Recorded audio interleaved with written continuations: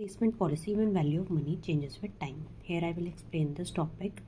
When we consider changing value of money over time, we assume two ways. जब जो है हम changing value of money over time consider करते हैं तो हम दो चीज़ें मान के चलेंगे. फर्स्ट, द मशीन और equipment has no value after it is used. Machine और इक्विपमेंट की कोई वैल्यू नहीं होगी उसके यूज़ होने के बाद. That is no salvage value. Second, we pay maintenance cost at the beginning of each year. हम जो हैं हर साल में जो है मेंटेनेंस कॉस्ट पे करेंगे. Since it is assume that the maintenance cost increases with time and each cost is to be paid just at the start of the period. ये जो है हम एज्यूम करके चल रहे हैं, जो मेंटेनेंस कॉस्ट है वो टाइम के साथ इंक्रीज़ होगी and each cost is to be paid just at the start of the period. जो है ये जो ईच कॉस्ट जो है हम वो पे करेंगे हर साल की. जो जब भी नया पीरियड स्टार्ट होगा तब हम जो है ये कॉस्ट जो है हमें पे करनी पड़ेगी, maintenance cost. Let the money carry a rate of interest r per year. जो मनी है यहाँ पर जो रेट ऑफ इंटरेस्ट है वो आर पर ईयर लगेगा. So if we invest 1 rupee now then after 1 year it will become 1 + r. तो अगर हम 1 रुपी आज इन्वेस्ट करते हैं तो आफ्टर 1 ईयर जो है ये 1 + आर बन जाएगा. After 2 years, it will become 1 + r whole raised to power 2, and after n years, it will become 1 + r whole raised to power n. So money grows over time if invested. तो money जो money है वो time के साथ बढ़ जाएगा. In other words, if we have to make a payment of 1 rupee in n years time, it is equivalent to making a payment of 1 + r whole raised to power -n rupees today. कि अगर मतलब हमें payment करनी है 1 रुपी की इन n years time, तो जो है ये इक्विवेलेंट होगी to making a payment of 1 + r whole raised to power -n rupees today. The quantity 1 + r whole raised to power -n is called the payment worth factor of 1 rupee spent in n years. और ये quantity है 1 + r whole raised to power -n, इसको हम बोलेंगे payment worth factor of 1 rupee spent in n years time from now onwards. The expression of 1 + r whole raised to power n is known as payment compound amount factor of 1 rupee spent in n years time. Now let the starting price of the equipment be C. जो starting price हम equipment का C लेंगे. Let Rn be the cost of running or maintaining of the equipment in year n. और जो Rn है वो हम maintaining cost लेंगे. Let R be the rate of the interest. R जो हम rate of interest लेंगे in such a way that B is equals to 1 + r whole raised to power -n is the discount rate. ये जो है ये discount rate होगा. v is equals to 1 + r whole raised to power -n.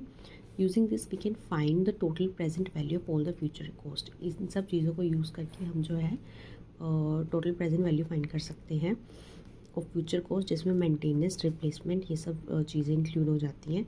If we replace the equipment every n years, अगर हम equipment को replace करें every n years, the total cost v n होगी एंड इज़ गिवन बाय. इसको हम इस तरीके से देंगे which is given like this.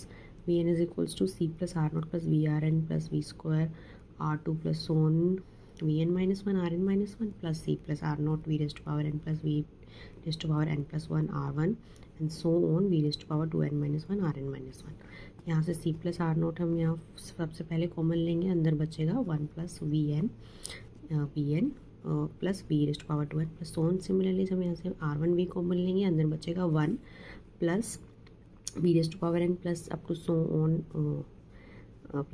on and the second R2 V raised to power 2 अंदर बचेगा 1 plus V raised to power n plus V raised to power 2n and so on.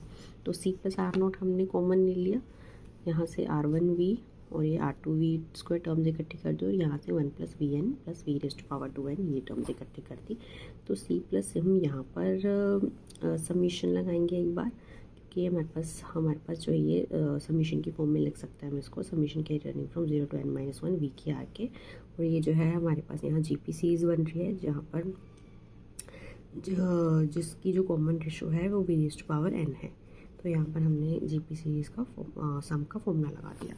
हमारे पास जो Vn है वो आ जाता है C plus summation k running from 0 to n - 1 B k r के over 1 - V raised to power n, या फिर C plus summation k running from 0 to n - 1 B k r k into 1 - V raised to power n का इन्वर्स. Now v n will be minimum for that value of n for which v n तब होगा minimum जब v n plus one minus v n greater than zero होगा, और v n minus या फिर v n minus one minus v n greater than zero होगा। तो v n plus one calculate करेंगे। वी एन प्लस वन की value यहाँ पर जो एन है, यहाँ पर अगर हम एन प्लस वन पुट कर देंगे तो हमारे पास ये वैल्यू आ जाएगी। तो v n plus one minus v n दोनों की हम यहाँ वैल्यू पुट करेंगे। वैल्यू पुट करने के बाद इनका एलसीएम लेंगे। एलसीएम करने के बाद इन टर्म्स को खोलेंगे। तो जब हमने इन सब को खोला तो हमारे पास जो है सी कैंसिल आउट हो गए and we are left with these terms. और हम जो है नेक्स्ट स्टेप में इसकी यहाँ पर एक्सपेंशन करेंगे और यहाँ पर इसकी एक्सपेंशन करेंगे over one minus v raised to power n plus one, one minus v raised to power n. तो जब हमने इसको सॉल्व किया तो one minus v raised to power n, यहाँ इसकी एक्सपेंशन खोल दी, minus c v raised to power n plus c v raised to power n plus one minus v raised to power n plus one or not. वहाँ पर इसके expansion को हमने खोल दिया था upon one minus v raised to power n plus one, one minus v raised to power N.